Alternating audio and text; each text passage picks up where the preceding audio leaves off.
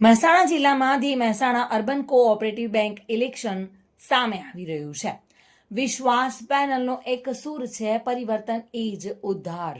મહેસાણા ખાતે ચાલી રહેલી અર્બન બેંકની ચૂંટણીના પ્રચારના માહોલમાં વિશ્વાસ પેનલના ઉમેદવાર કિરીટભાઈ પટેલે પોતાની પ્રતિક્રિયા આપી હતી. કિરીટભાઈ પટેલે 3 ઓગસ્ટ 2025ના રોજ યોજાનાર ચૂંટણીમાં વધુમાં વધુ અર્બન બેંકના સભાસદો વિશ્વાસ પેનલના તમામ ઉમેદવારોને વોટ આપી જંગી બહુમતીથી જીતાડે તેવી મીડિયાના માધ્યમથી અપીલ કરી હતી.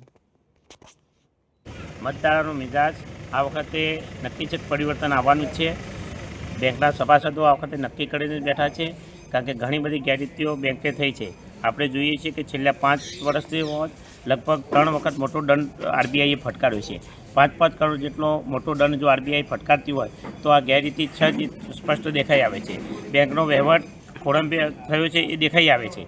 આના કારણે એનપીએ પણ દેખો ને કે 1000 કરોડથી વધી ગયું છે. એના કારણે મતદારો નક્કી જ કરેલું છે કે આ વખત પરિવર્તન લાવી અને વિશ્વાસ પેનલને જીતાડી અને વિશ્વાસ પેનલને વહીવટ સોંપવો છે, એવું મતદારોએ નક્કી કરેલી વાત છે.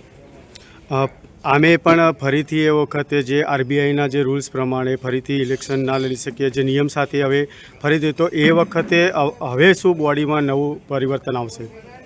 આરબીઆઈના રૂલ્સ પ્રમાણે એ લોકો ડિરેક્ટર ના રહી શકે. પહેલાં પણ કરેલું હતું. આરબીઆઈ એ લોકોને ડિફોલ્ટર તરીકે જાહેર કરેલા જ હતા, પરંતુ આ સીઓ તરીકે જે વિનુભાઈ હતા એમને ખોટી રીતે એ લોકોને ડિરેક્ટર તરીકે ચાલુ રાખી અને લોકોને ગુમરાહ કર્યા છે. અને હવે લોકોને વાતની સમજણ, સાચી વાતની સમજણ આવી ગઈ છે અને હવે લોકો આવા લોકોને જાકારવાના છે. ભાવિન ભાવસાર સાથે bureau report, today Gujarati news.